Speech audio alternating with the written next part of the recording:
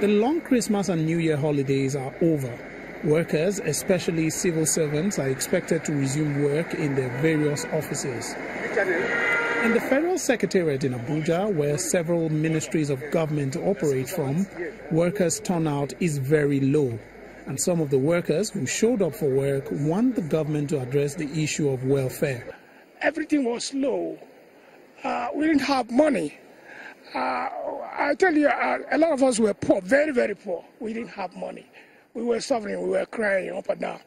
As things is coming up this year, I think it's going to be promising.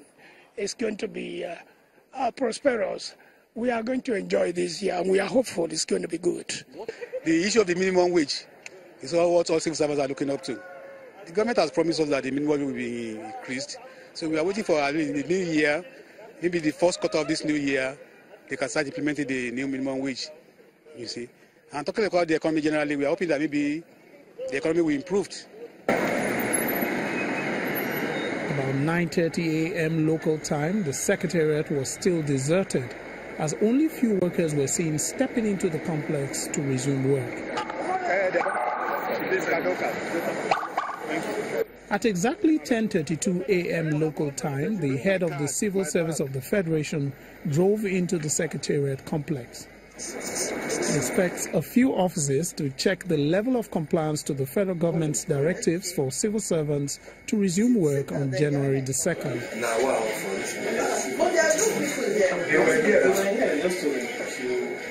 Although not all the offices she entered had workers at their desks, the head of service commends those who resumed despite the challenges and assured them of government's determination to implement a new minimum wage for federal civil servants in 2018. His Excellency has approved the inauguration of the Presidential Minimum Wage Committee, chaired by a former head of service, Mrs. Ama Peppel. We have already started sitting, and we believe that within the next 2 to 3 quarters, we should be able to conclude and make our recommendations known to Mr. President. And definitely, whatever is the decision taken and approved by the federal government, it would also favor the civil servants.